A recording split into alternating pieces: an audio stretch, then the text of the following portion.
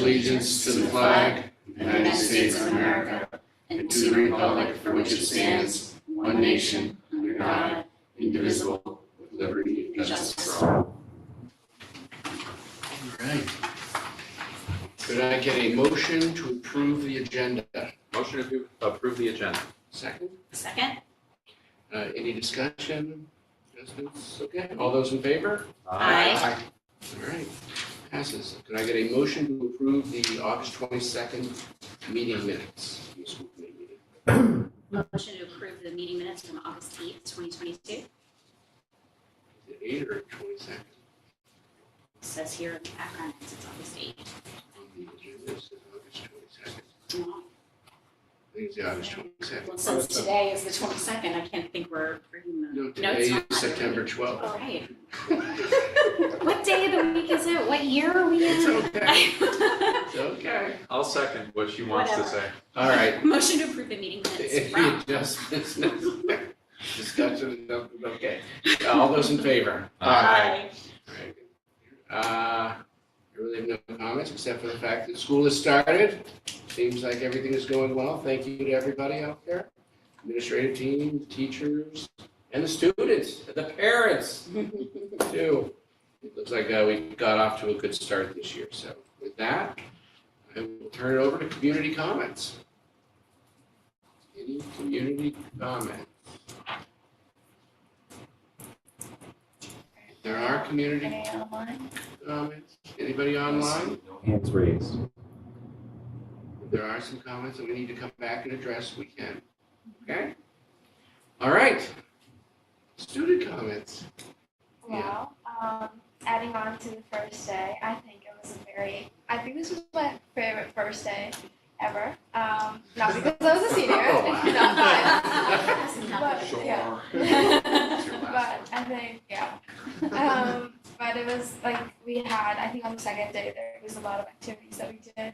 And I was a part of peer leadership, so we were able to mentor sophomores into how to go around school and what.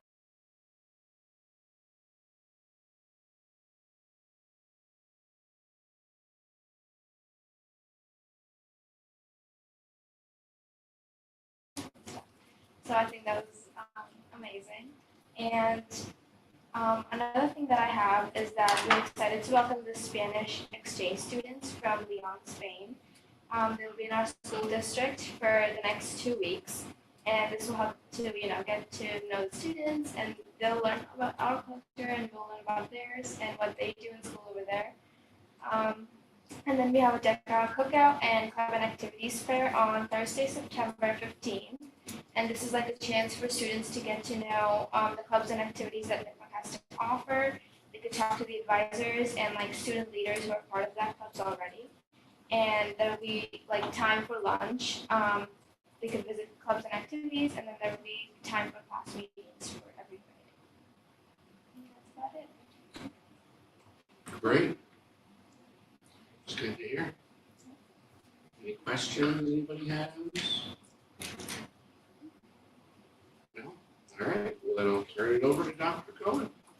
All right, so to further talk about how great the opening school has been, it's been a really smooth opening, and I have to say that positive energy you can feel is really palpable. So when you go into any of the buildings or interacting with at drop-off, with parents, any of the activities, and also they switched up, as Dita was saying, some of the activities for the first couple of days, and it just was an extremely positive start to this year.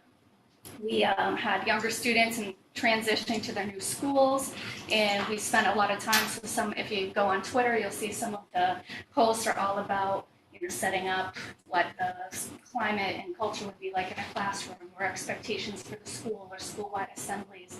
So they're doing lots of activities to help students to get accustomed to the new school environment as well. I also want to share that even though we have lots of resharing of articles about national shortages for teachers, et cetera, we're fully staffed right now with all of our professional staff for our teachers. And we still have a couple openings left to fill, so we keep posting some of those. We have a couple coaching positions, I believe, nurse assistant, and a couple of paraprofessional positions, but I'm just really proud of our administrative team and our teacher teams and how much work they did in all the interviewing and hiring that took place over the summer. So I'm just excited about the beginning of the school year and wanted to touch base just on a couple things that happened at our opening day with teachers. I had shared with you the whole opening day presentation, but one highlight, I kind of went with a concert theme with confetti. I may have been to a couple concerts this summer, and so I shared the theme of concerts and celebrations with our staff, and wanted to tonight just recognize those. We have, for the first time, a new tradition for recognizing our teachers for their years of service in the district. So last year, for anyone who was 20 years and above, we recognized everyone, and then beginning this year, we're doing it at year 10, year 15, 20, 25, 30, and 35. And so we started with that, and if you can pull that up to that slide 20, I'd like to just highlight our staff members. So we just scroll through to 20. Awesome. So starting with 10 years, and I'm just going to kind of read through quickly just so you know, but we had Allison Town, high school guidance counselor, Brendan Rosenau, grade 8 teacher, MISCO, Sabrina Crochet, before and after school assistant director, Diane Mucci, director of food services, Steve Hanley, custodian, Janet Dixon, cafeteria manager, Shelley Cook, hey, who's here? High school science teacher, Suzanne Cerruti, grade 3 special ed, Bruce Bisbee, high school math teacher, and Tara Bellefontaine, school nurse at Clough. So that's how many that were at year 10. Now we'll flip to 15. Thank you. So we have Kate Reardon, high school Italian, Lauren Pokornicki, team chair, MISCO, Lori Petty, human resources, Liz Cadra, grade 7, Jackie Hurd, paraprofessional, Gary Engblom, custodian, and Steve Delaroviere, physical education teacher at Nipmuc. Keep going. So for 20 years, we have Rob Messick, high school math, Mary Hess, ABA, Jennifer Hall, technology teacher now. She just changed roles at Clough. Alyssa Kuchar, grade 2 teacher, and Lori Bowden, special ed teacher at Nipmuc. And 25 years with us, John Walensky, custodian, supervisor at Clough.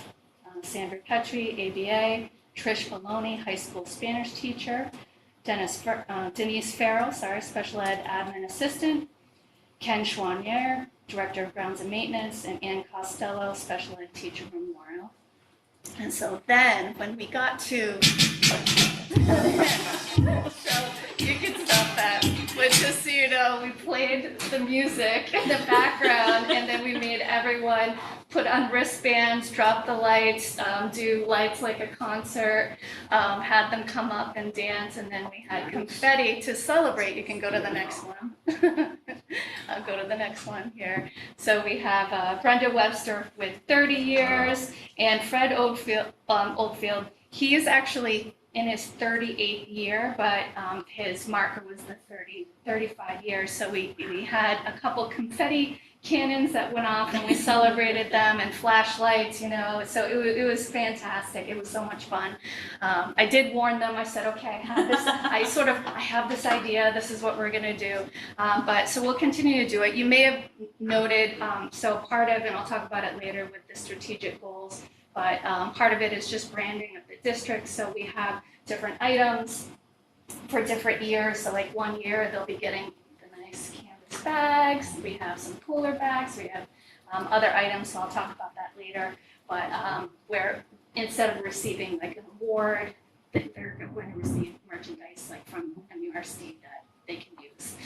So that's the first time we've done that. But just really appreciative, especially when we have the type of market where people can go and work anywhere.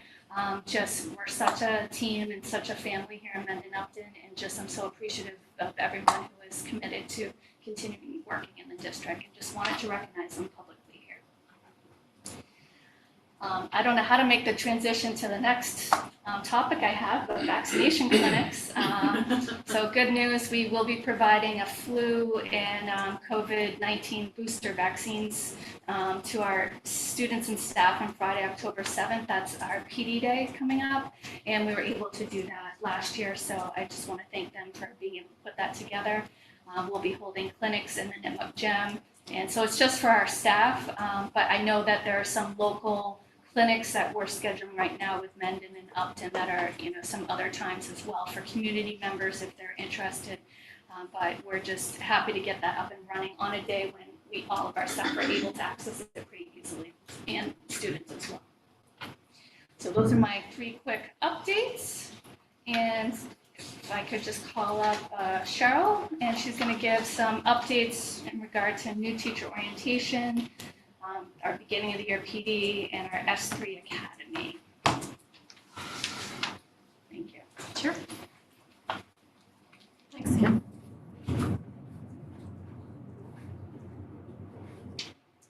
Before she goes, sorry, I didn't ask if you had any questions about those 3 items. Good, okay. I like that you're using merchandising rather than Yeah. like little knickknacks that sit on a shelf somewhere. I think Yeah. that's kind of cool for the awards. Thank you. Awesome. Well, 3 things to share with you of note in the last couple weeks. They've been super fun, super busy weeks. We had new educator orientation before the first day, the 23rd through the 25th, and we welcomed over 30 new educators to the district. It's, as Maureen has alluded, it's been a year of, I think, more vacancies than normal for most districts across the Commonwealth. And we were able to take advantage of early hiring this year, and the leaders did a fabulous job with that, and the cohort is amazing. And so we all came in here. It was a little cooler. And we got to know each other. We helped the new educators get to know the district, some of the things that we'll be working on professional development wise and through the strategic plan. We introduced folks to folks that they need to know who will be able to help them on their journey, including the IT group. They essentially took them through lots of technology applications that will help them along their way. Thank you, Sam and team. And we also had a day where it was school-based, so they got to go to their schools and they got to meet with their some of their colleagues and stuff like that. So it was a great few days, and I've checked in on some of them, and things seem to be going swimmingly. So then we went the next week, the day after the kickoff. It was our professional development kickoff. So that was fabulous too. So we had Katie Novak come in. She is an expert on universal design for learning. I'm giving away, by the way, one of the answers to your do now, which is in front of you, which I figured I'd use just to kind of have a little fun today. So she actually, if you can flip to the next screen, she, there are a lot of acronyms in professional development, that's for sure. And she helps kind of navigate us through some of them because she wrote essentially the resources for the state on MTSS. She's a national expert on UDL. And she helped us review and reflect on the DCAP, the district's DCAP, through the whole process. I thought the day was great, and we got great feedback from folks. It was, we experienced not only the benefit of being able to be facilitated by Dr. Novak, but also, if you can flip. Oh yeah, I gave you the answers. So it's on your deck there if you're really curious. Plus, we'll come back to those in a second. Did you notice, by the way, there's a word bank on the back? So if you get really stuck. Oh, see, this is part of UDL too, right? It's about scaffolding, and it's about making sure that we have things to be able to engage, help learners engage no matter where they're at, okay? So We had a number of breakouts in our professional learning day, and included in them were Tom Driscoll of EdTech, who was working with educators to help them incorporate civic engagement into curricula. It was multidisciplinary, kind of fun work. He's the bottom picture. We also had Catherine Kerrigan-Wang, who presented on strategies for improving reading informational text and writing about it. Amy Lane of Thrively, who shared Thrively's new strengths-based assessments and ideas for using Thrively as a tool to support our Portrait of a Learner competencies. Our very own Liz Garden, who led a workshop in UDL, which is kind of courageous, don't you think? You got the expert on UDL at the convention, at the conference, and she's presenting a workshop on it. I was so impressed. And then Jen Mannion and Nick Cuomo, who led a workshop on project-based learning and attaching our Portrait of a Learner competencies to the project-based learning work, which was fun because they were facilitating not just with the folks from the middle school, but some folks from the elementary and high school as well got to have a taste of that. And let's see, did I miss anyone? I think I got everyone. In any event, with our little Do Now teaser, there's clearly a bunch of, a jungle of jargon, right? That is important that we make sure folks are familiar with, and we want to make sure that you are familiar with it, that the community is familiar with the words. And so what I would love to have you do, actually, can you flip the next? Okay, wait a minute, just hold that. What I'd love to have you do is if you turn your sheet over, right? I'd love to have you star any of those words that you feel like you'd really like to hear more about, okay? And I'll collect them as your exit ticket today. And we are all experiencing a peak moment right now. You don't have to put your names on it, just anonymously tell me what ones you're interested in learning more about. That'd be awesome. So what else we did in the kickoff day is we did get a chance to really dig into our DCAP, which was great. And we had folks from the DCAP team kind of launch us. That's the picture on the left. And Katie, who's very familiar with DCAP and the purpose of the DCAP, kind of led a review on some of that work, and we worked together with colleagues. And flip it again. And then we spent a chunk of time in the afternoon planning in teams. And here's where I try to make a little bit of sense of some of the words. So if you flip it again. So what we were really hoping to do is kind of set the stage for the year where the district is thinking about and focusing on Tier 1, that's the bottom level of the MTSS pyramid, the Tier 1 inclusive practices that can really become universal supports for all of our learners. And you'll see that through our framework of understand, support, and engage, and the text is kind of hard to read in this setting, but you have access to it, so you can check it out, that there are many things that different buildings are doing that fall both into this MTS Tier 1 inclusive practices framework and also into the kind of overarching theme of understand, support, and engage. And so we tried to help educators see that through line and also pose the question to themselves through teams. How, if you're going to really put your time and effort into learning about and implementing these kinds of practices, how do you think it's really going to impact student learning and support? And how will you know? And so they spent some time kind of thinking about an impact question, what they think is kind of their theory of impact, and also working on action steps that would help them think about whether and how they're making the kind of impact that their theory kind of presumes. So we'll revisit that through the course of the year, and we're hoping to have kind of at the end of the year, like a celebration of what we did. So, all right, thanks, Sam. And this is the last piece of good news. So S3, we were accepted in August to an academy that DESE runs to support multi-tiered systems of support. They have a number of these academies, and when I kind of went and talked to some folks at DESE and asked about the different options, this one seemed like it might be a good fit. So we applied and we were accepted. And what the Academy does is it's a collaboration between the Rennie Center, which is an educational research group, Boston College that runs the Center for Thriving Children, and DESE.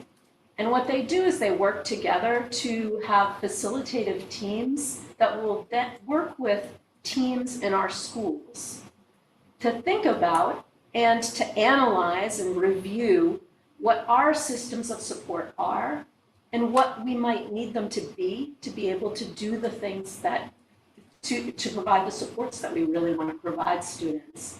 So this is a multi-year partnership. It doesn't cost our district anything. And we will work with, to develop teams at each of the schools, and we'll report out occasionally on how that work is going. And I plan to kind of facilitate a district level team so that we can kind of bring all the work from the different schools back together and kind of use that, try to figure out how we can work together on some of these things. So we're really looking forward to that. The conversations have already started, principals are being interviewed, and we'll look forward to reporting back on some of that work. Questions? Question. I've been through trainings with Katie Novak before, and in my experience with her, she does a really deep dive into district data and statistics before coming to present. I was wondering if she had any feedback or thoughts about the inclusivity environment.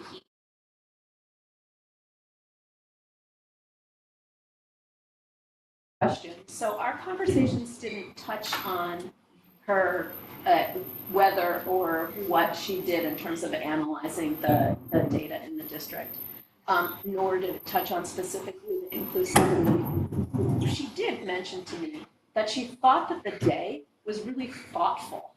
And she thought that it was a really good kickoff to some of the work that we've talked about, and we're hoping to kind of engage her group in different ways through the course of the year in supporting some of the work that they're doing at the elementary level, specifically with UDL.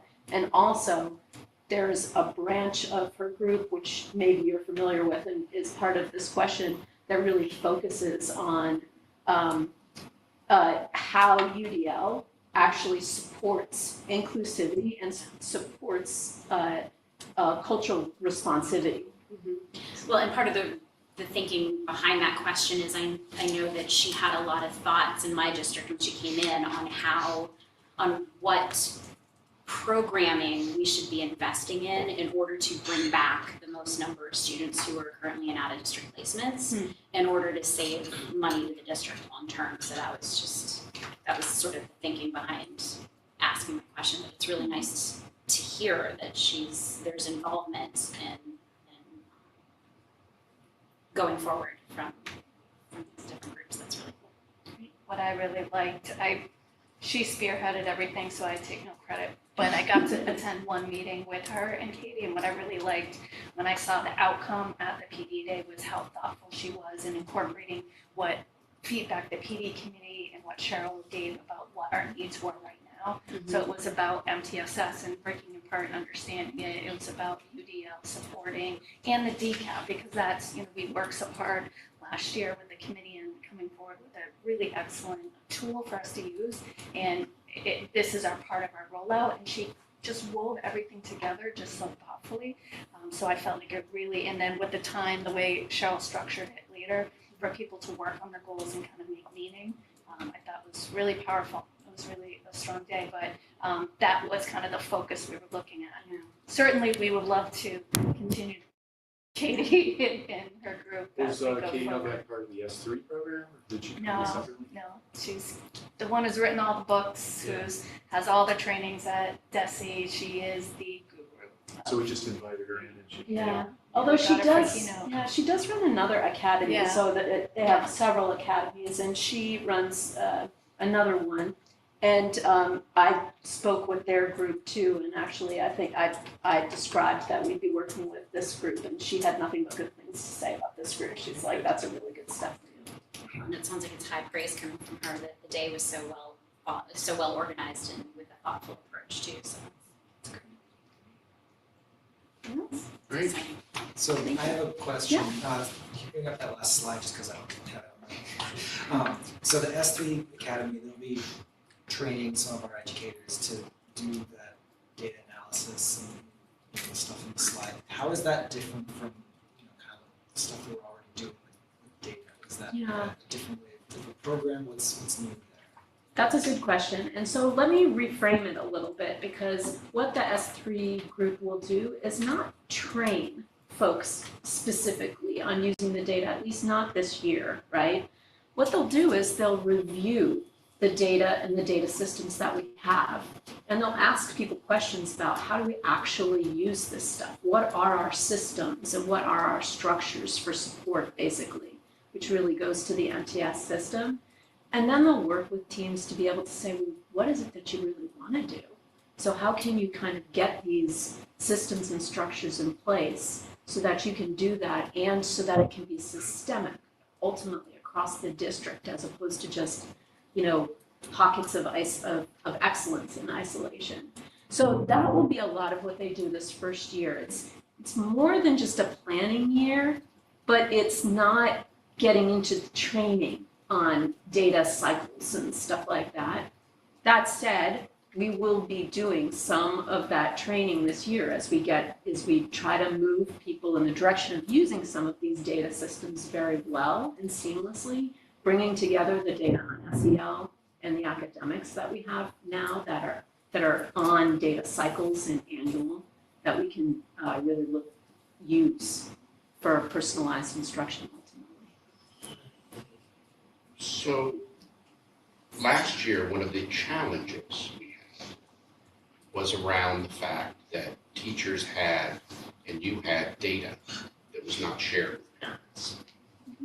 Will we be sharing that data with parents this year? And are the teachers prepared to be able to speak to it? Yes, I think so. So it's all a learning curve, right? And we did quite a bit of training last year, helping teachers understand the iReady platform, which also means that they have to understand how iReady presents the data, which is different than MCAS, and it's different than other tools. So there's a lot of learning to be done about how those assessments really kind of lay out the results. And it's not simple, it's tricky. So we provided training on iReady and Thrively, and actually we had folks look at the panorama data on the surveys that we did too. I feel that folks are able to understand the metrics in iReady. Can everyone explain everything perfectly right now?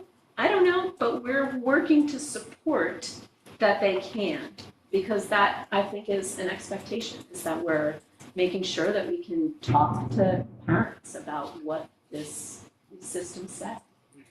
Because it sounds like, your part of the plan is to make decisions based on that. And it is one of our action steps for this year when I get to presenting, so that's a good segue. That's good.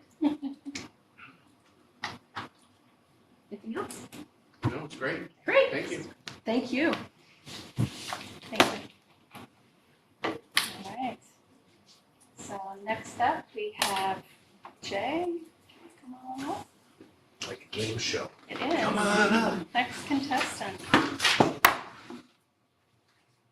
All right, you have motions in your packet, I believe. Technically, what we're doing tonight, I've just learned this over the last few weeks here, is we are recertifying the budget, but we are amending the originally approved budget. And we are required to notify the towns that we've done this. Technically, they're supposed to vote on this again. Their assessments don't change, so if they don't do anything within 45 days, it's considered approved, which I believe would be the approach they take. The state law actually says that the towns are supposed to approve our budget, but it also says that by approving their assessment, they are approving our budget. Since it's already been done, I don't see any issues here. The net of all of this, and I did put on the motions, that top link there, it gives you an explanation of what all the Mass General law is regarding this.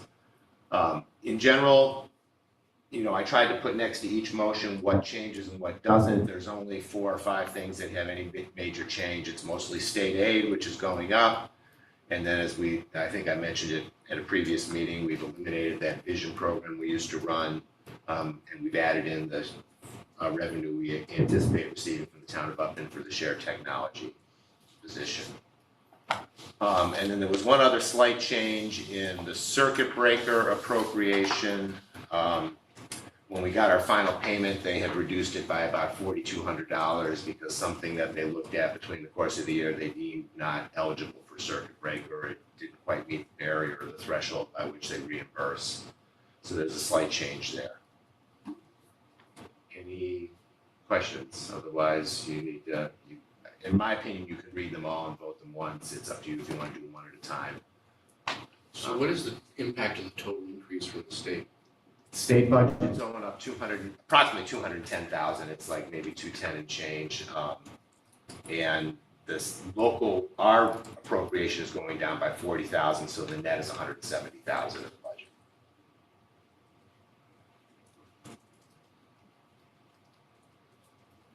If you remember the vision program, we had originally budgeted 75,000. That's now 0, but we've added 35,000 in for the shared technology plan. Other questions?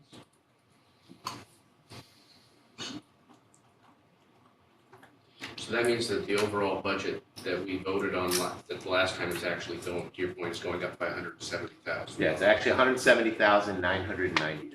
It's a net of 0.43% increase over what we originally appropriated. And in total, our budget is now increasing from 22 to 23 by 2.53%. It's about $990,468.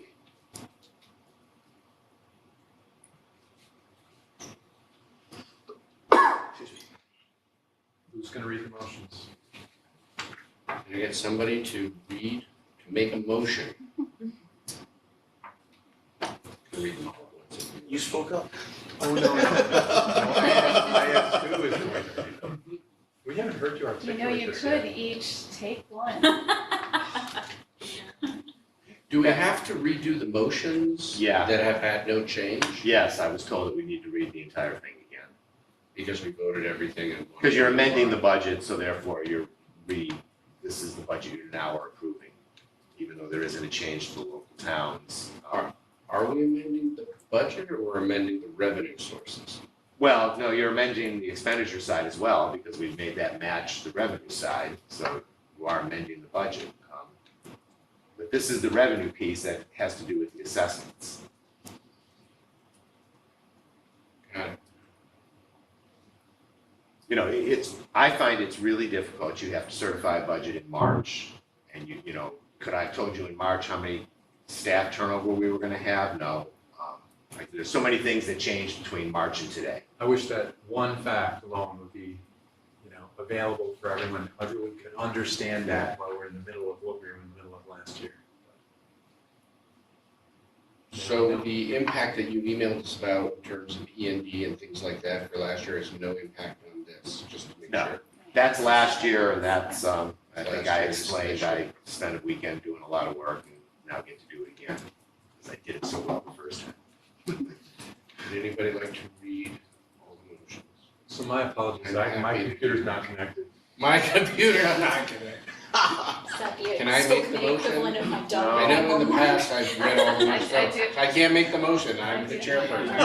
You know what, it used to be that a new guy gets to make the motion. That's an example Alright, you do we now. get to- I would like to make a motion. I paid No, attention. Matt's having real connectivity, bro. I can see that. You got it there. Oh, yeah, Yes. absolutely. You want me to read them? I'll be No, happy. No, it's okay. I'd like to make a motion, please. Motion number 1. Actually, we'll make a series of 6 motions and then we'll vote on them at the end. Is that correct, Mr. Chairman? Yes. Okay. Motion number 1, to amend the operational budget for the Mendon-Upton Regional School District for the 2022-2023 fiscal year to $40,080,807 that consists of general operations within the levy limit of $39,325,563 and debt service outside the the levy limit. Getting back to this now. Yeah, it's a rough And crowd. debt service outside the levy limit of $755,244. Motion number 2, to assess the town of Mendon $11,085,878 that consists of the following.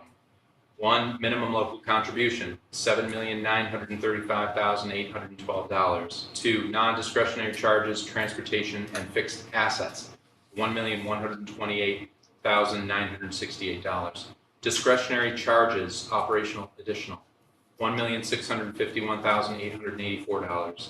4, long-term debt of Clough Memorial School, $300,583. 5, long-term debt Misco Green repair, $68,631. Motion number 3, to assess the town of Upton $14,031,076 that consists of the following. 1, minimum local contribution of $10,105,781. 2, non-discretionary charges, transportation, and fixed assets, $1,436,868. Number 3, discretionary charges, operational additional, $2,102,397. 4, long-term debt, Clough Memorial School, $308,467. And number 5, long-term debt, Misco Green repair of $77,563. Motion number 4, to appropriate $14,016,648 from state aid that consists of the following. 1, Chapter 70 funds of $12,636,586. Number 2, regional transportation reimbursement of $236,104. And number 3, charter school tuition reimbursement of $143,958. Motion number 5, to appropriate $947,206 from the following school district sources. Number 1, Vision Special Education Contracted Services, $0. 2, Upton Shared Technology, $35,000 flat. Number 3, transfer in from revolving accounts, $150,000 flat. Number 4, Medicaid reimbursement, $50,000 flat. And number 5, debt service bond premium of $2,206. Number 6, E&D appropriation of $700,000 flat. And number 7, interest of $10,000 flat. Motion number 6, to appropriate $1,665,268 from the following non-operational revolving accounts. Number 1, school choice of $800,000 flat. And number 2, circuit breaker of $865,268. And that's the end of the motions. I got a second. Second. Any discussion? All right, do we need a roll call vote? Think so? All right. 2/3 of the committee, so 3 of the. All right, all those in favor? Aye. All those opposed? More than 2/3, we carry. All right, on to the next thing.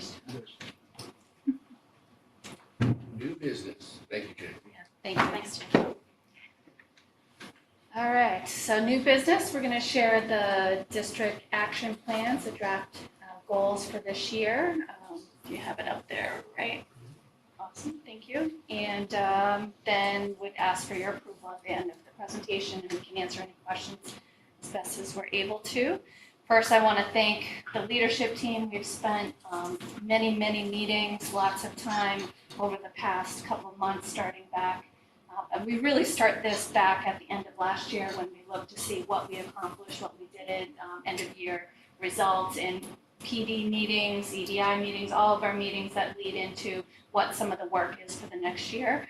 And so with that and with the time together and setting some goals around what's remaining in our strategic plan, this is what you're about to look at in this last year. So what I'm going to do is spend a couple minutes just explaining for anyone who isn't as familiar with, and I should have brought the hard copy with me here just to show people, but we have on the left the picture of the Inspire strategic booklet and plan. We had a strategic planning committee that came together about 5 years ago, and we're entering our 5th year of that plan. when we came together for that, we came up with our district mission. We empower all learners to thrive. So we're in our 5th year with that. And I look at it as almost like this funnel. So you have our mission, and our vision is bringing it to life, what it looks like, and it's all outlined in our strategic plan. We talk about our theory of action. If we do this, we expect this. We have 4 strategic objectives, which I'll share in a moment. And then it funnels down. Then we had a series under those objectives, a series of initiatives. You can't do the first time when I was here 10 years ago, that first plan when I came into the district that was created before I arrived, there were so many initiatives, and it was great because we moved forward, but we have less initiatives this time, but still a lot. You don't do every initiative every year. You kind of pick and choose and kind of work through some of them. So you'll see when I present, there are some strategic initiatives that I'm aligned to, and then we come up with strategic goals. Each year we've had 4 to 6 main strategic goals, and we have it in 4 categories this year. And then we identify strategic action steps for that year. Those are annual. So when you put together the whole strategic plan, you do identify some of the action steps for that first year, but it's ever evolving over the course of the years. We couldn't necessarily anticipate where we'd be right now. We do the best that we can 5 years later than we could 5 years ago. What is very unique in our plan, we also added in what's called innovative elements. We haven't talked a lot in the beginning. We did talk about it at the beginning of the plan, but a lot of those will remain, things like student agency and flexible use of space, et cetera. But that's a foundation. Those are environmental elements that support all of this plan. And we also, I have here the Portrait of a Learner, and I know you've heard about the Portrait of a Learner competencies, but this year we're spending a lot of time trying to really bring it to life. That's our goal. So we've started to have people become familiar with it the last couple of years, particularly at the high school, but that's a goal for us here. So hopefully that visual is helpful for some. So this is cut right out of the strategic plan. We have 4 district core strategic objectives. So as I go through, I did my best to align under those objectives. Some of the language aligns perfectly, and others it's not quite, it doesn't fit as perfectly in this 5th year, but the initiatives do line up. So we go to the next one. So similar to last year, I just provide at the start the strategic initiatives that we're focusing in on, and you can see we have about 1, 2, or 3 for each of the categories for goals that we're working on. And we found that just in communication and just wrapping our head around our work together as a district to continue with the model of understand, support, and engage is really made a lot of sense for all of our teachers, for communicating with families, and just with a lot of our work. And I added in, we have more of the district goals, which are plan and communicate. So I added that piece in that we do a lot here at the school committee and at the district level. So I talked about the opening day. It wasn't all about concerts. We did have the celebratory concert theme in the beginning, but another thing we talked about is just journey and how when we have our district goals, it's a journey for our students from when they enter in pre-K or K and all the way through to graduation. At the end of that journey, it's all of us working together to build their competencies and lead them to that portrait of a learner and to bring their learning to life and support their agency and having authentic experiences. So what I proposed, these next 3 slides were in my opening presentation to staff, is just this what if model, which is something we tend to do in our thinking. So what if we really knew each of our students' strengths, interests, hopes, dreams, and needs? And you see on the bottom some of the visuals related to Thrively and iReady and Strengths Assessment Panorama that you've been hearing us talk about in the last couple of years, listed there to support that work.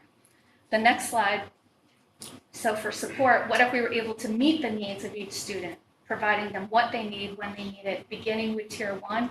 So you heard Cheryl talk about our focus this year is really continuing around Tier 1 supports. And so that's a lot of our work is in that area. You've already seen, we have references to our book study that we have, the DCAP we've already mentioned, some co-teaching, PBL, and our MTSS system that we're trying to support.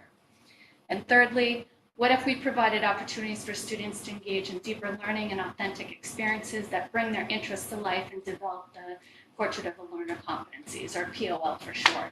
And similarly, we've been working with our Inspired Learning Days. We talk about Project Lead the Way, really supports this, and our acceptance into the School Leadership Network for the middle school with PBL, and our work at the high school with Mastery Transcript. All right, so I'm going to start with the first goal. Now, all of you received the hard copy or the electronic copy of the goals. The way I broke it down, just because I don't have it on a slide for people, we have the objective here, then we have the initiatives that are listed, and then the strategic goal. The way we break it down, we have action steps, dates, that's by when we think we'd initiate or complete it. Some things are ongoing. Persons responsible, that could be just some people who are leading the work or in charge of organizing the work, but in many cases it's many hands. It's going to be teachers and administrators and different groups. We came up with some indicators of accomplishment. There are other indicators that will be in there, but these are some that we know we would have. And under resources, we just identified resources that would really be mostly costing money in most cases. So if it would be funding for PD, you'll see that arise in a lot of places. So goal number one, understand, is to review, evaluate, implement formal processes to access and utilize student data in order to understand the unique strengths, challenges, needs, and interests of our learners. Here's a picture from this year of our class family in one of our first grade classrooms. I think it was first grade, could have been kindergarten. And we've done a lot of work in the beginning of the school year of trying to have our students to get to know them, and that was a great example of that. So if you go to the next slide, one thing that I did is I tried to break up our goals into categories and focus areas. So instead of having multiple goals, this falls kind of within the bucket of understand. So on the left, you have our focus around student data systems. So if you recall last year, we talked a lot about iReady and learning how to use that data, and we have those assessment systems in place. Now we're continuing. So we still have that, but we're continuing that deeper dive into the data and improving our systems. And I know Cheryl talked a little bit about some of the external support we'll have with that. We have a district assessment calendar, which I shared last year, and we're going to be improving that, enhancing that calendar this year to incorporate more inquiry cycles in there, and also, designating times where we'll be checking in at the school level around some of the data conversations.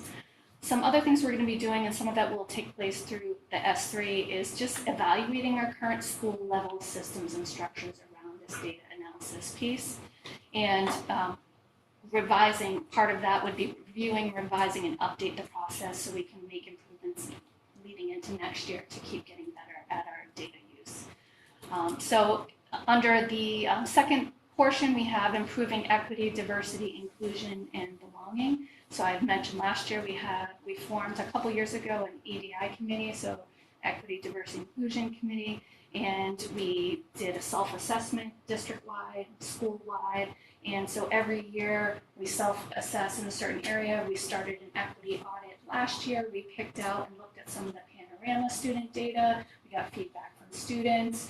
We did a review of some of our curricular materials, and then we identified as a group some action steps that then we wanted to work on the next year. And I think it will be a continuous type of cycle where we'll identify areas that we can support our students. So one thing that we didn't have that we've been talking about is having like a district cultural, religious observances type of calendar that has more details about the wide array of different cultural observances that might be taking place in our community. So staff are aware with upcoming. So it's not just the major holidays that everyone's heard about. It's to provide more information. So we already started that right now with the EDI committee last year. Other areas, we went through our new teacher induction program. So Cheryl does a great job with Brenda Webster as the mentor coordinator, and they work on anything that we're working on through PD to incorporate some of this, these skills into their new teacher induction as well. Something else that's part of a lot of our work that I saw happen last year was through student voice, and incorporating student voice into making changes in the schools. So we do that through food for thought at the high school. We had students at student council at the middle school last year giving ideas about changes to the handbook. We have student representatives on our EDI committee. So all of these different venues, and we also have surveys as well. We take that in, and we're always looking to make some improvements and ways that we can have more inclusive protocols and building updates and support systems for students. So we'll continue that work.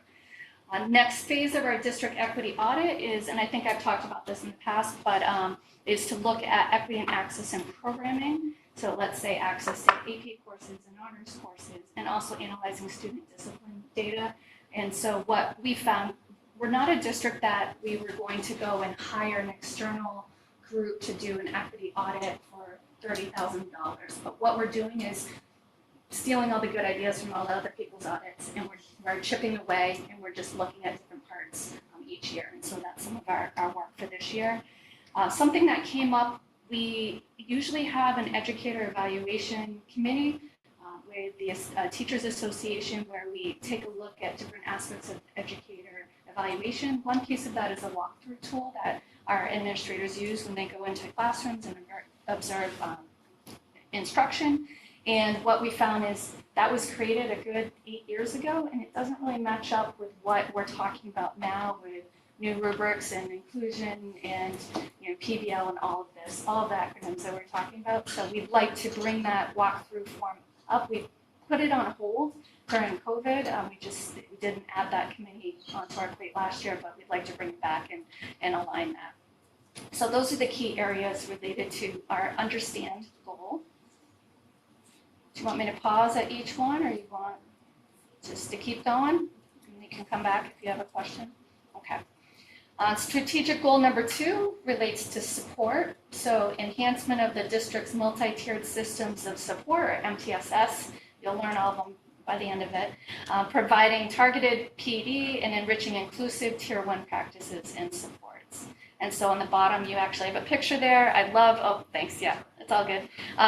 On the bottom picture there, you have Katie, and what I loved is how she broke up the multi-tiered portion from the systems of support. And that visual alone, I'm like, oh yes, how do you explain that model? But in the upper left-hand corner, that's we have students working on, we have matrices for PBIS at both of the elementary schools, either around RISE or SOAR. So they have different ones that they use. So respect, inclusion, and so that you have students in a classroom. So this was just 2 weeks ago, going through what that is and what does it look like in the classroom. So that's an example of when we're talking high level here about how it's brought to life when we get to the classroom.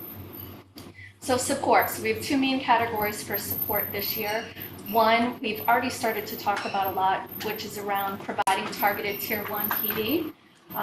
If you recall, going back I'm guessing about 4 or 5 years ago, we had about 3 years in a row of co-teaching training for our teachers. And one thing that came out of my entry plan last year was that a majority of our current teachers have not gone through that co-teaching training, which is really essential to bring about excellent co-teaching and inclusive practices. So what we're doing is bringing a similar group back and starting that 3-year model for training.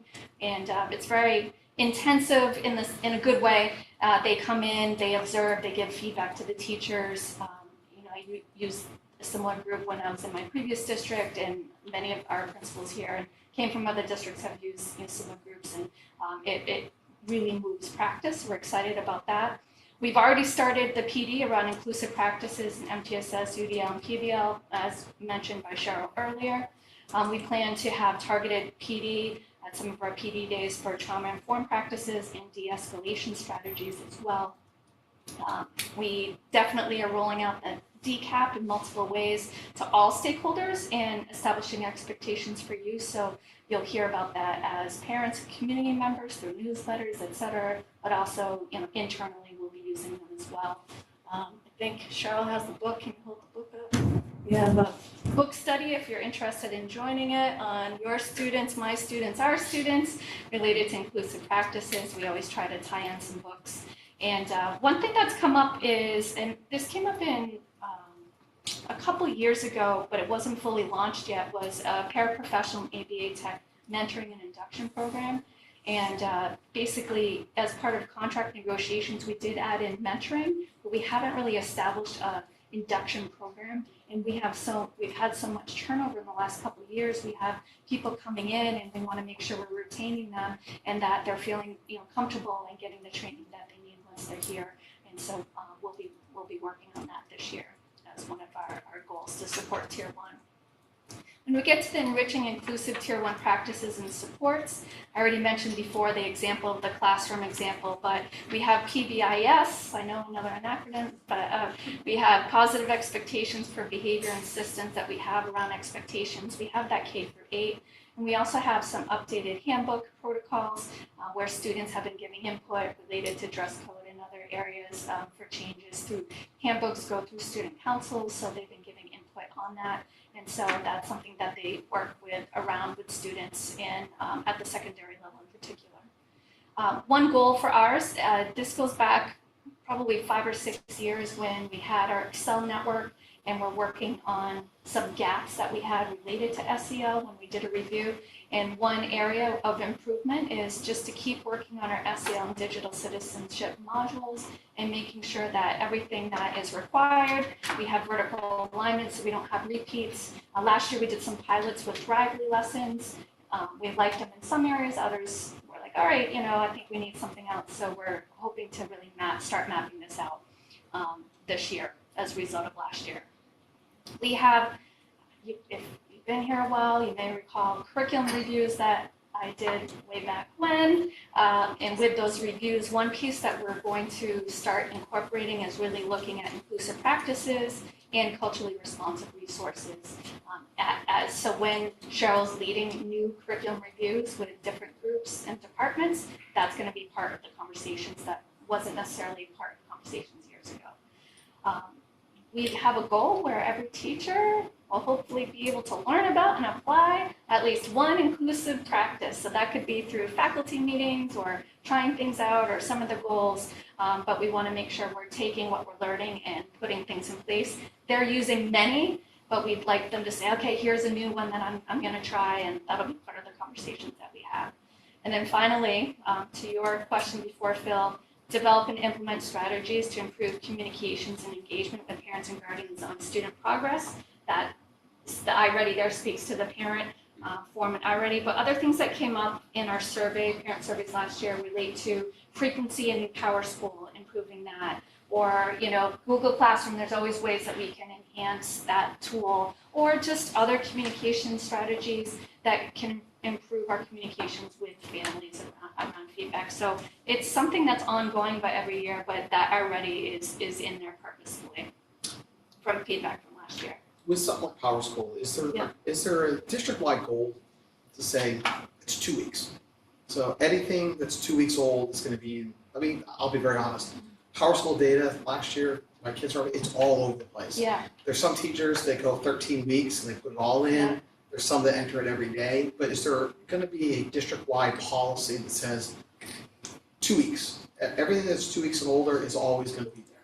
That's a great question. So what I can answer tonight is that's why PowerSchool is in there. Yep. For us to be looking at it, it would be building-based conversations where you'd have, so at the high school, so when I was at the high school level, we used to do it every 7 days because we were on a 7-day cycle. Right. That 7-day cycle of putting something in didn't make sense for the middle school in the district I was at because they were in a different cycle. And elementary, it looks a little bit different in how things go in. So it would be something that, and depending on a changing work environment, whether or not something you negotiate or not, but basically we would be meeting and coming to like what makes sense. But it's because of that feedback you just said, and that we got that in the surveys from parents, we know it's an area. So they started to work on it at the middle school last year and have conversations around it, and they talked about emailed it too, just with response time, etc. So it might look, it may be 2 weeks, it may be 1 week, it may be, it, you know, what's the purpose of it? But yeah, that is absolutely her goal. I guess I wonder about like when we put a goal out there. Yep. Right, there's a measure of success. Yep. So like what is the measure, right? And it doesn't, it can be different by school, it can be different by grade level, it can be, but there ought to be a measure. Yep. That we can say, all right, did we get a green check or did we get a red X? Yep. As we move forward through the year. Yeah, and maybe a piece of that could be through the surveys, because it came from the parent surveys and feedback from each of the school level. They had specific communication, and it could be something related to PowerSchool and, you know, frequency on that. Another piece too, what I found is it takes time, so you can set an expectation of time, but it takes time for everyone to make that change too. So then it's like the accountability of checking and doing that as well can take a little bit of time if it's something that's different. But yeah, totally agree with you. All right, strategic goal number 3, engage. So design opportunity. Yeah. Sure. So you said already that a lot of this is on the chart that you usually give the dates and the projected time frames for completion. Are these all anticipated to be completed within this year? Is that the idea? Yeah. So it's just. Yeah, so you can see some will know by, let's say it's communicate out, you know, the elements of the new DCAT, like we set a date, we want to communicate it out by that point. Others would be just ongoing, Yeah, okay, good. depending on what it It's is. down further, in other words. It's on, she's sent a separate document. Yeah, It has a Different more document. detailed plan. Very good. It'd be too much writing for the Just slide, Yes. but yeah, so it's in there. Even And Carrie's to be honest, we do our best to guess, you know, on what we think we can accomplish. We have, you know, checks as a leadership team and mid-year assessment checks too, just to see, okay, where we're at. And sometimes we have to move the dates a little bit, and our goal is to try to be as reasonable as we can in what we think we can accomplish. For the third goal, for engage, our goal is to engage in authentic learning experiences that allow them to understand and practice the POL competency. So as I mentioned, we know this is the one area that we want to spend a lot of time is really bringing it to life. So one is just to increase the understanding of the portrait of a learner. So we thought to begin, we could have an inventory of learning experiences that are already aligned to portrait of a learner, because we've been trying to make that alignment, and then we can really expand that for the next year. We plan to, you'll hear about this all year, so to create and communicate explicit communications with portrait of a learner in all of our district school events and communications to show that connection a little bit more. Our goal is to design an implementation plan. We know the portrait of a learner rollout is going to take the next 3 to 5 years to really get it to where we want it to be. So we're going to develop that implementation plan, which will show up in our strategic goals. And again, you see the educator evaluation tool. We'd like to see how does it deeper learning experiences portrait learner connect with our evaluations process, because there isn't any linkage in there right now. How do we integrate it into learning? So you've heard a lot about these. So we have Project Lead the Way. We began in the middle school a few years ago. We've expanded through grant funding, and we've expanded now into the elementary levels and into the high school level with the computer science. And so a lot of the elementary and high school work is this year, which is why this is a big part of our goals. We want to increase project-based learning offerings to students that are tied to the portrait of a learner. So you heard about Jen and Nick gave a presentation to some of our, and PD session to some of our teachers about how we explicitly make those connections. So that's starting that work. We also want to tie our inspired learning days directly to portrait of a learner. It'll show up in curriculum review work, which it hadn't in the past. And I would say the biggest area for growth is, and outcomes, is the portfolio system. So we're thinking through Thrively that can be our mechanism for portfolios. We did a little bit of getting all of our students into Thrively last year. It served multiple purposes, but one, it can be a place where they can actually tie in and reflect with their personal narratives related to portrait of a learner over the course of their career, pre-K until graduation. And so what we need to do this year, we won't get everyone in to do that this year. We're going to probably pick some groups to try then expand, maybe at grade levels. So that's some of our work to see what is that process and logistics for that life, and what do teachers need to have that happen in the classroom, and then that would be part of our implementation plan moving forward. If you go to the next one, our final one, strategic goal number 4. Lots of models up there modeling our MURSD gear, but wanted to show you some of the pictures of some of the gear and also the logo change at Musco Hill that you can see. But for plan and communicate, develop district capital and strategic plans to forecast financial implications, increase the district's sense of identity through district branding and building updates. So we have 3 categories, I think, because this is mostly all me and Jay, and so I think we just said this is what we're doing. But we've already talked about a lot of this, but the first area category, we have financial and capital planning. We've already came up with an internal list of facility needs that we started. We have the tour. I have a tour with Ken coming up, and then we'll schedule tours for school committee after that. Then we'll coordinate. We already reached out with external consultants on the evaluation of our facilities and waiting on quotes and information on that. Also have the partnership with MUCP in there on the evaluation of our athletic fields as part of our overall capital planning and figuring out what our needs are. We talked about at the end of last year, you heard with budget planning from technology, one area we want to do is conduct an audit of our digital software. We've been using some now for 3 or 4 years, and we just want to have a sense of what do we need to keep, what aren't we using, what our needs are, and just look at the financial implications. But also what Dave and Joe have talked about is the real need for a sustainability plan for our devices. We've used mostly grant funding and one-time funds over the years to have the devices that we have in place, and we need to come up with a plan for the sustainability aspect of that. We plan to form a capital planning committee to review the analysis and develop a capital planning document this year. The next one's pretty straightforward, although it's a massive goal for any of you who have done it before. But we will establish a new district strategic planning committee this fall. We'll start the self-assessment survey. We'll go out. We'll have focus groups similar to what we had before, asking questions and bringing back feedback. I threw this in here because I'm trying to look at this in a positive way. We were selected by DESE to do a district accountability review, which isn't a targeted review, which is when you target one area, it is a review of all major components of district operations. You have lots of questions to answer at some point for that too. But the good news with the self-assessment in the year that we were planning for a strategic plan, they may let us know there are areas that we need to work on, and then that we can incorporate that into our future plan. So it's not the end of the world, but it is a massive undertaking. And then we would have many strategic planning committee meetings to create a new plan heading into next year. With that plan, I did put my name on most of the leadership of that. We have hired someone the last couple of times. The team really feels that we're in a place because we're not starting from scratch. We're just kind of taking the next iteration. And I've led it in another district and been involved in it now 3 times, 2 in this district and 1 in another, that we have enough on our team that we could lead it.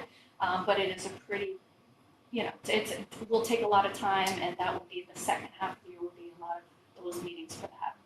And then finally, we just continue around that communications will always be part of what is our work and strategic goals. So we launched a district store. I shared it on our last newsletter. It's not on the webpage yet, but that's next on the list for the webpage.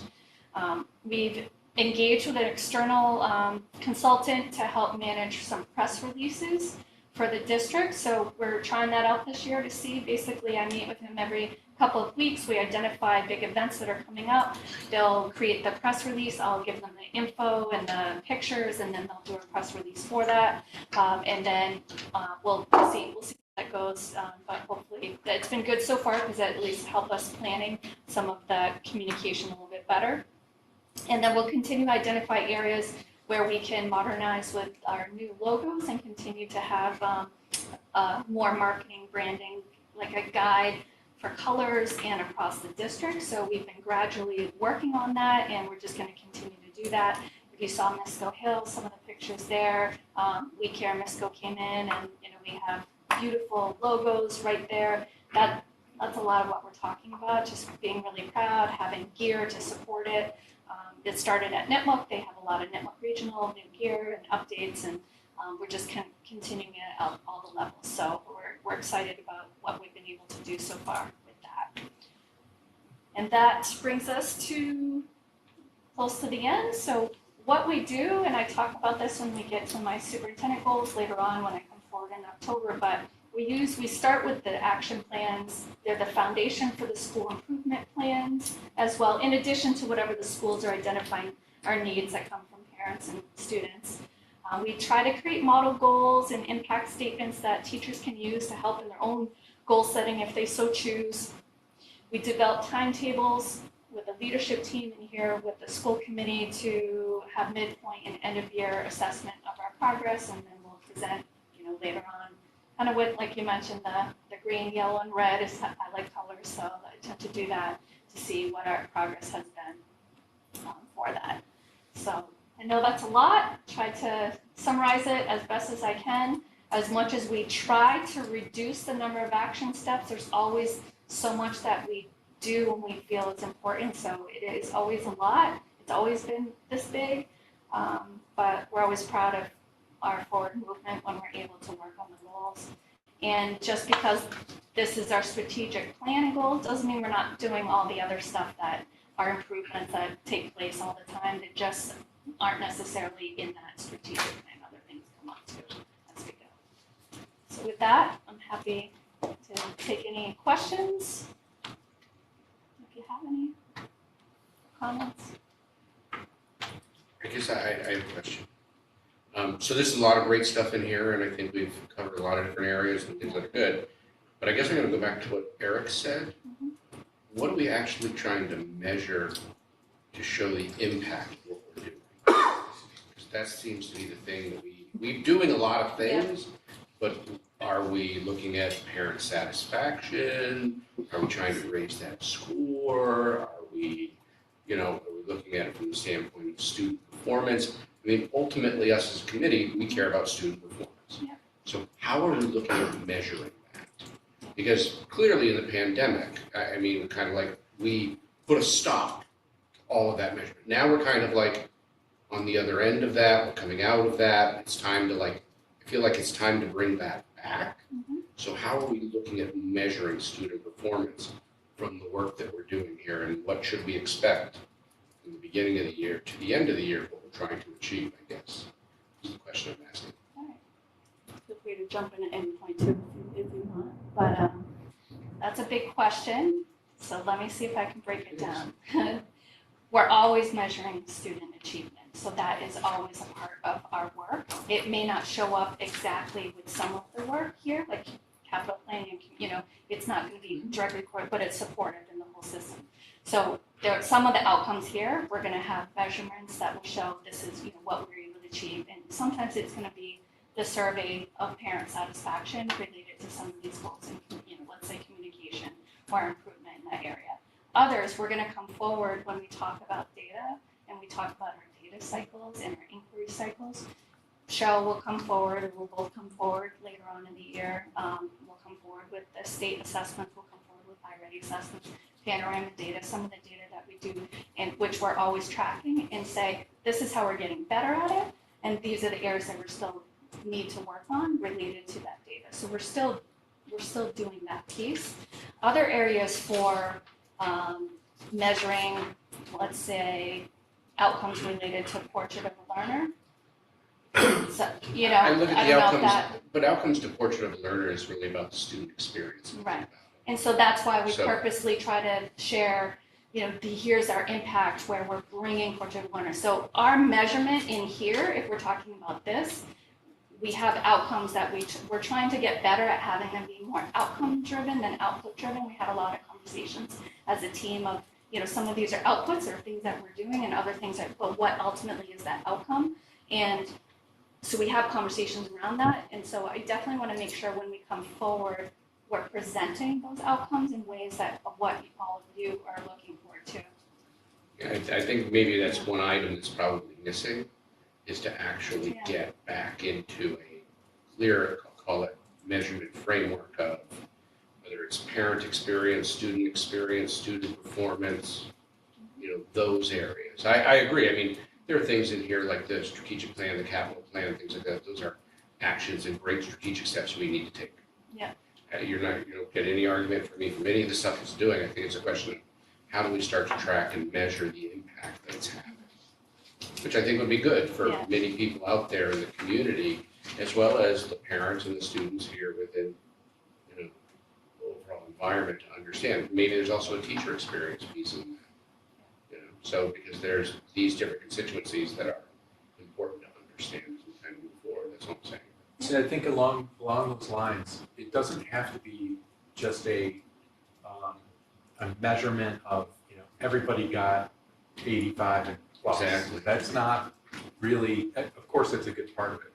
But it would be nice to know things like, hey, our math department produced X amount of graduates that ended up taking math degrees in college, or we had X amount of arts and sciences students that went on to get degrees there, or we had a number of people that were involved in the trades, and they went into these professions. So And we do have that data That's from like great. the high school level. So that's fantastic. yeah. So if the more we can get communication out about how we're educating our kids and what we should think of all of our kids as succeeding if they've gotten lined up into a profession of their choice, or into an opportunity, I should say, of their choice.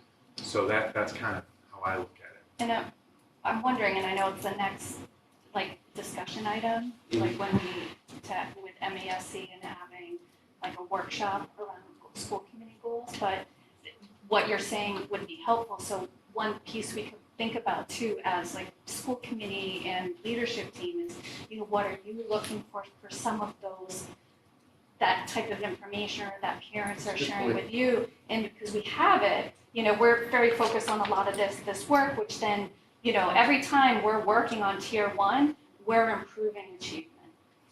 We're improving our students having, meaningful learning and getting what they need. That's what we do every day. But, there may be data and information that people in the public are looking for, that you're looking for, that would be helpful, and we could maybe have a conversation in a workshop form about what some of that could be, and, look at other districts, what they have that you're like, oh, I wish we could communicate that, because we certainly can.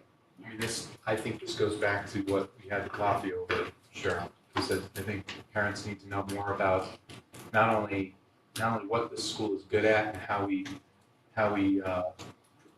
achieve outcomes for our kids, but also where's the next step and how can we support that transition.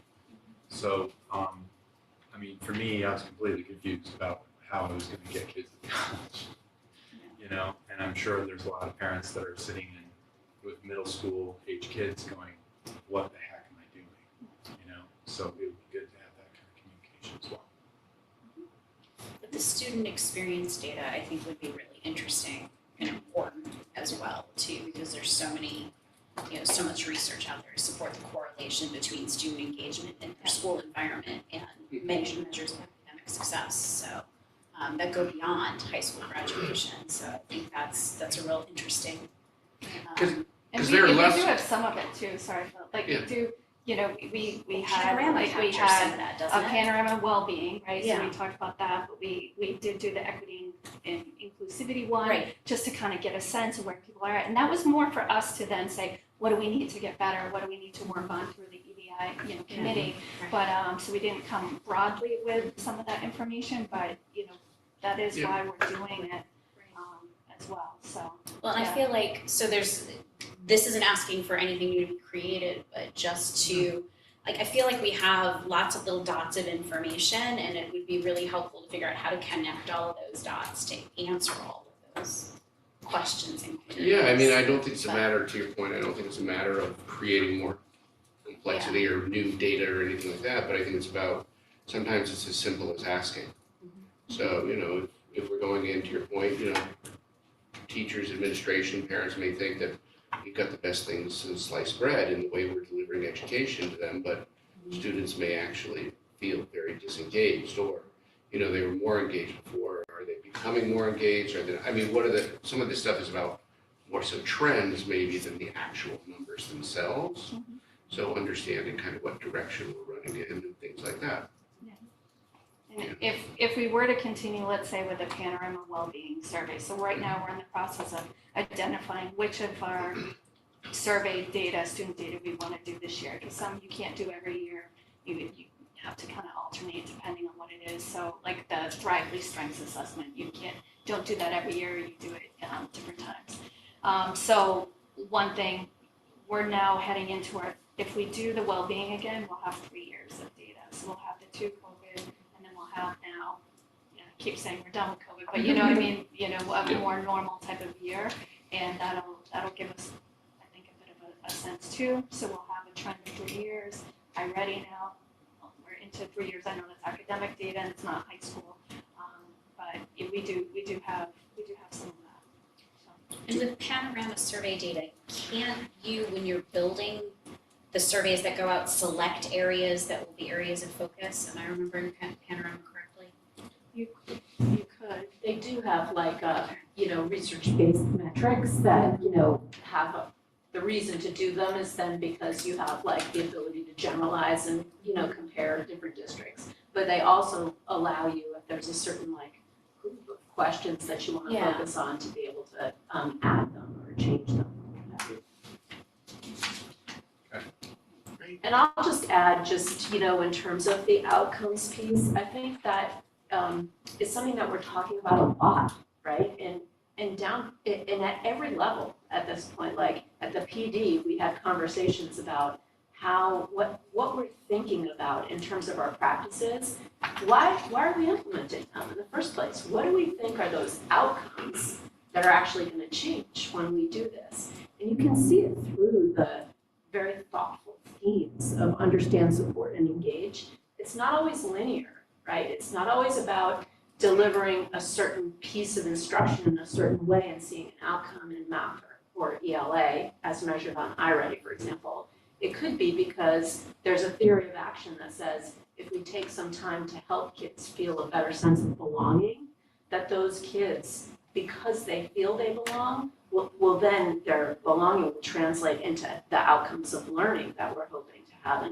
And those are research-based. So those are the types of things that I think will be really important to report back and see how kids are doing in those areas and what the data shows, and ultimately to make some of these connections. And it could also be that our theories are off, but that is all part of this inquiry cycle. So at least if we're responsible and we're looking at these things, we should be able to say, okay, how are we doing? Were we on, or do we need to kind of tweak it a little? Agreed.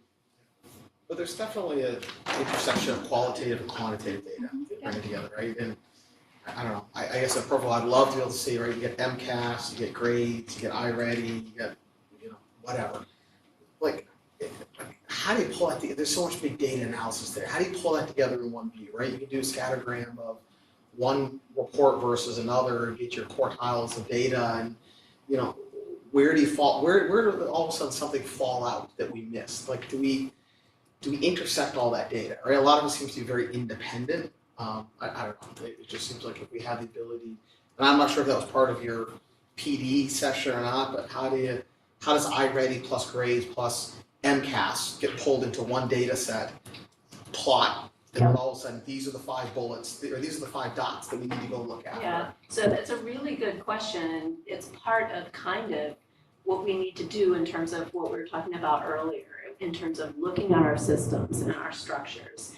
And so we have all these great data points, and we have to figure out which ones are the most meaningful and telling, which ones do we want to assemble an array at the student level, right? So that we have all the academic and SEL data that we think is meaningful, and then we can use switches to be able to say, we only want to look at the kids who really have a high sense of belonging or don't have a high sense of belonging right now, and see what their trends are. And the good news is that there's a lot of work in this area happening right now. We just actually met with a group last week where they're combining, they're using technology to create, I'll use the word dashboard, I don't know, Absolutely. so dashboards that can actually be, utilized so that we can do some of those analytics.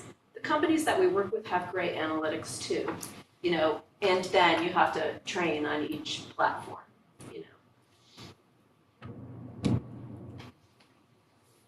Great. So we just need a motion to approve the. Could I get a motion to approve the district strategic action goals? So moved. Second. Any further discussion? All right, all those in favor? Aye. Motion carries.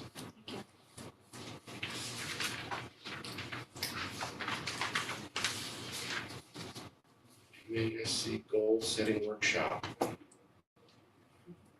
you want me to address it? I'm happy to. Go for it. So I think we've been talking a little bit about having a lot of school committees will have at the beginning of the year a goal setting meeting where they'll sit down with somebody to facilitate that discussion. Dr. Co's offered to reach out to MASC and her contacts there to get somebody to come in. In the past, we did it with a gentleman that Joe knows out of BC. But having somebody come here to facilitate the conversation, I think would be good. As to the conversation that we just started to have there around what we want to achieve as a committee through the course of this year, and and how does that then kind of waterfall down into the work that's currently going on today. So part of that is greater transparency into the measures of success and getting we're able to talk about those things. So we just need to have a meeting because we'll be all together. It'll be a quorum, so we'll have to post the meeting and. People want to come, they're always welcome to come and observe, but it won't be a formal meeting with public comments. It won't be anything like that. It'll be more of a kind of we'll open the meeting and then we'll close the meeting at a point in time when we're done, but in the middle of the meeting it'll be more kind of free form. So thoughts? I mean, I think it sounds good, Phil. I mean, if we went into it though, it'd be great to get examples, whoever is going to run this, what are the outcomes of the last 10 meetings they had or something like that, right? So you can kind of get an idea of themes that we'd want to pull on during that conversation, because we could see it going in lots of different directions. No, absolutely. So I think part of it is we can probably get some of that from them. I think we can also look at other districts and what they put together for their own school committee goals. There's some districts that probably do it pretty well and others that probably don't. Yeah. We're probably somewhere in the middle. And when I was on the committee and I went through a similar workshop, one piece that I think is helpful when they do a quick overview of the main roles of, they do it in charting of course too, but the main roles of a committee, and then what was helpful is then of those main roles of a committee, communication ends up being one goal that you tend to have, or something related to finances tend to be something, or engagement, and so there tend to be typical kind of categories. It's just what, as a committee, you want to focus on that you've been thinking about, or people have mentioned to you that you want to work on. And then, the person, I'm going to see if she's available, that worked with us, where she was great, so I highly recommend it as well. Yeah, it's great. That's a really good point. In other words, instead of picking one focus area, let's decide on the focus areas we want as a task at the beginning of that workshop. Some homework going into it. Yeah, maybe some homework on it too. Yeah. One of the areas you see. So then if everybody's in agreement, the next step probably is to reach out, get people to coordinate the person who will facilitate it, coordinate our schedules, because it won't occur maybe it'll occur on a Monday night. We don't have a school committee meeting currently scheduled. We might pick another night so people can make it during the week, something like that. We'll go for a little bit of time. These sessions only take about 2 or 3 hours. That's kind of thing. Sounds good. All right. I don't need a motion for that. All right. So that brings us to the school committee subcommittees. And confirmation of first meeting dates. We have a budget subcommittee that will be on Tuesday of next week. Then on October 3rd, policy subcommittee, and on October 13th, superintendent evaluation. All right. Questions, thoughts? Anything else you'd like to add? No, with the budget subcommittee coming up quickly, those that are on the committee, if you know, Jane and I will put something together for a draft agenda, but if you have anything, you can let us know. Have we reached out to both FinComs? No, but I will do that tomorrow. Well, I mean, I'm Or happy to you do it. can, yeah, no, I'm looking at this saying, oh, wow, that's next week, so I felt Yes. further away, so I haven't done that yet. Okay. That would be good. And I did my best to try to look around their schedule, so I wasn't doing it the same night. It gets tricky Yeah, I in think the September first because there's meetings, so many open houses and other meetings and things going on. Okay. I said I would reopen community comments. So we're reopening community comments. You know, there's somebody in the community that wants to speak.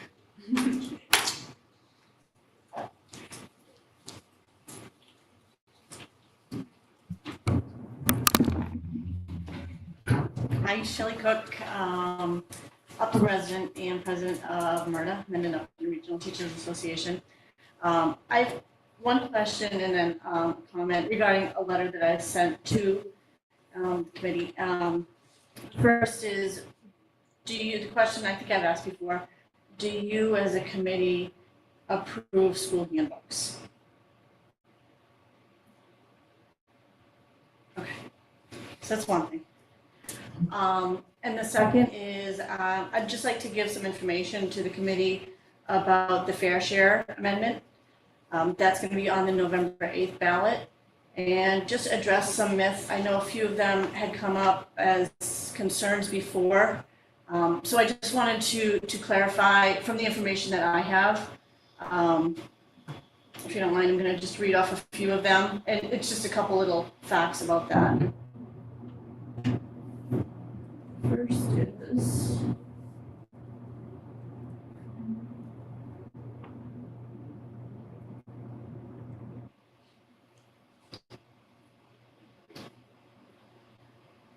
the concern. So these are a lot of myths that people have with fair share. The first is anyone that makes over $1 million in anything is going to be taxed, and it's actually a quantity over the annual income over $1 million would receive the additional 4% tax. I do believe it's an additional 4%. I'm not sure if it's it's going to be an additional. And that would be going to schools pre-K through 12, as well as public higher ed, as well as transportation, so roads, bridges, that in a community. It is not allocated to how much goes to the school and how much goes to transportation. That would be up to individual towns, as is the amount that will be distributed to the towns. So there's that. So it does leave it up to the town, which is fantastic. A common Just for myth. clarity's sake,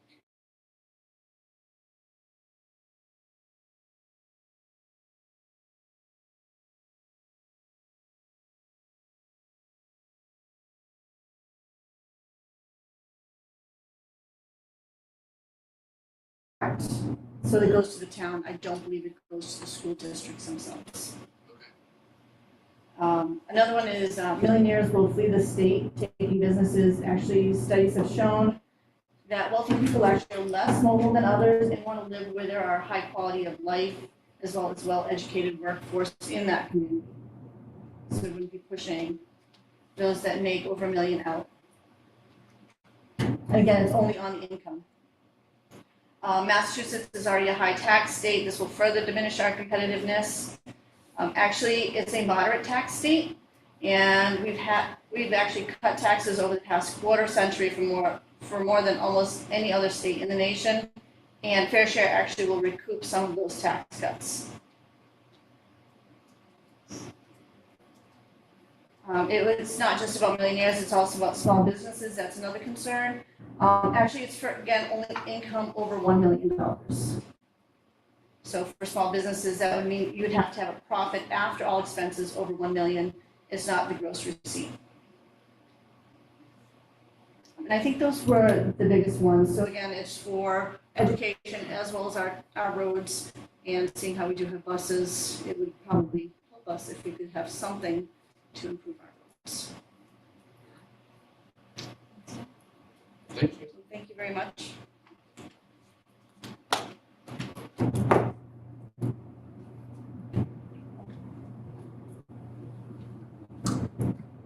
Moving on, do we have any other matters not anticipated by the committee within the last 48 hours?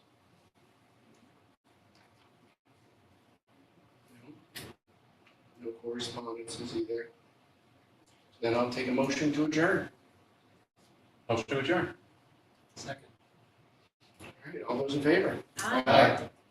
Adjourned at 8:36.